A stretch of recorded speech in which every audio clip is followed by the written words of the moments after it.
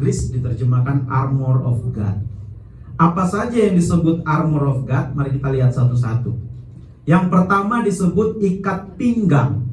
Ya, ikat pinggang atau di situ dalam bahasa Yunaninya disebut ospus. Ospus itu apa sih? Ospus itu adalah ya ikat pinggang, tapi dalam tradisi orang Romawi, karena yang digambarkan oleh Paulus di sini kan tentara Romawi. Dalam tradisi orang Romawi mereka punya dua ikat pinggang. Ikat pinggang yang pertama itu terbuat dari kulit yang digunakan di dalam. Lalu kemudian ikat pinggang yang kedua itu terbuat dari metal, dari besi yang berfungsi untuk melindungi bagian perut. Yang dimaksud dengan ospus adalah ikat pinggang yang di dalam, yang digunakan untuk ya sama seperti ikat pinggang kita untuk memperkuat, mengeratkan celana yang kita pakai. Nah, dalam tradisi orang Romawi, ikat pinggang itu adalah lambang ketaatan. Jadi bukan cuma sekedar buat ngencengin celana, tapi ikat pinggang adalah lambang ketaatan. Makanya dikatakan di situ ikat pinggang itu apa? Coba slide berikutnya. Kebenaran, aletheia. Apa hubungannya ikat pinggang dengan kebenaran? Karena ternyata ikat pinggang itu adalah simbol dari ketaatan, aletheia, kebenaran. Dan kebenaran yang dimaksud oleh Paulus di sini kalau kita baca Efesus 1 ayat 13, Injil itulah yang disebut aletheia.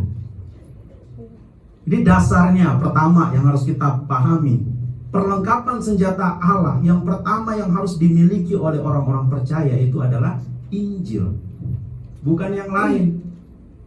Alkitab nggak berbicara tentang yang lain-lain selain Injil. Injil adalah pusat pemberitaan firman Tuhan. Tidak ada yang lain. Ketika dia berbicara tentang berkat, tentang segala pemulihan dan sebagainya, healing dan sebagainya, semuanya berpusat pada Injil. Karena pemulihan yang sejati adalah ketika dosa kita dihapuskan, dan itu hanya terjadi karena Injil.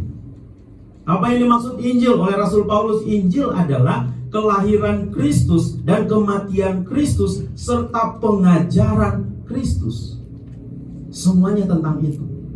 Jadi kita memulai dari peristiwa penciptaan sampai dengan wahyu, semua berpusat di situ. Makanya kalau kita mau sungguh-sungguh berperang di tengah-tengah dunia ini, dan ingat Paulus mengatakan perang kita bukan melawan manusia.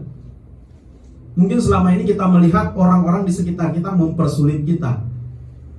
Entah karyawan kita, atasan kita, orang tua kita, teman kita, apalagi adik kita, kakak kita. Kadang-kadang kita pikir ini orang hadir di dekat saya kok malah ngerecokin, kok malah bikin hidup saya lebih susah.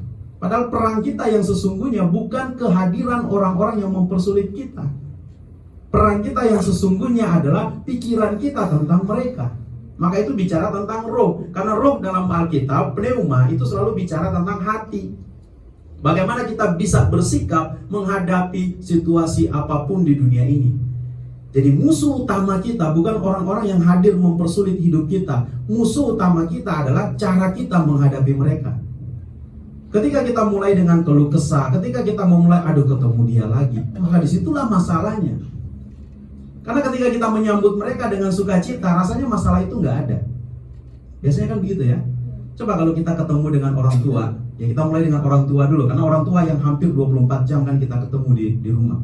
Ketika kita bertemu dengan orang tua, dalam suasana kita lagi happy, orang tua mau suruh kita apapun, tolong cuciin piring dulu dong, maka kita akan dengan sukacita melakukan itu. Tapi coba kalau dalam suasana hati kita lagi kesel, mungkin habis ditinggal pasangan, atau mungkin habis berantem sama doi, ya, pulang ke rumah ketemu orang tua, lalu orang tua bilang tolong cuciin piring dulu dong, maka kita akan membayangkan seperti mencuci piring satu asrama tentara. Padahal cuma satu biji piring yang disuruh cuci. Karena suasana hati membuat semua terasa berat. Coba anak-anak muda kalau lagi asik main game, disuruh beliin garam dong, rasanya kita mau pergi ke toko yang jaraknya mungkin dari Joglo sampai ke Tanjung Priuk untuk beli garam doang, padahal cuma jalan kaki ke Indomaret atau ke Alfamart atau ke warung yang di depan rumah. Tapi itu terasa jauh, terasa lelah, terasa memberatkan hidup kita. Jadi situasi hati kita menentukan bagaimana kita menghadapi kesulitan-kesulitan yang di depan mata. Tapi coba kalau misalnya teman kita ngajak, yuk main futsal yuk. Ya, ketika diajak main futsal, apapun tantangannya akan kita lewati. Hujan diterobos. Ya, ada duit, nggak ada duit, cari. Mama nggak kasih pinjam duit, pinjam ke teman. Rela-rela, semua energi akan dia salurkan ke situ untuk melakukan apa yang menjadi keinginannya. Karena ajakan itu menyenangkan buat kita. Yuk nongkrong yuk, ngopi yuk. Wah, kalau udah diajak nongkrong, ajak ngopi, meskipun mungkin mata tinggal 5 watt, tetap aja dibikin 100 watt.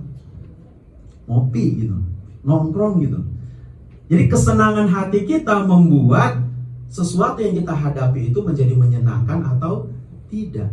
Dan itu yang dilihat oleh Rasul Paulus, bahwa kesulitan-kesulitan yang kita alami selama ini sebetulnya tergantung bagaimana kita menilai apa yang ada di depan mata. Uang 100.000 di depan mata, bagi orang yang impiannya besar, dia akan bilang mungkin dia akan nilai itu terlalu kecil. Tapi bagi orang yang selalu optimis dengan segala sesuatu, dia akan bilang ini, oh ini peluang, meskipun cuma 100.000. Ya, jadi tinggal bagaimana kita melihat. Maka yang perlu kita gunakan pertama adalah ketaatan pada aletheia, ketaatan pada kebenaran. Mau nggak kita taat pada firman Tuhan? Mau nggak kita taat pada Injil Kristus? Kalau kita mau taat kepada Injil Kristus, maka percayalah segala tantangan, segala pencobaan, segala ujian yang kita hadapi di depan akan terasa ringan. Itulah sebabnya Yesus berkata, pikulah kuk yang kupasang, karena kuk yang kupasang itu ringan. Bukan berarti nggak ada beban, ada beban. Ada salib yang harus kita pikul. Tapi salib itu akan membuat segala sesuatu terasa ringan. Amin. Kenapa? Karena kita bersama-sama dengan Kristus. Dan ada damai sejahtera di dalam hati. Nah, berikutnya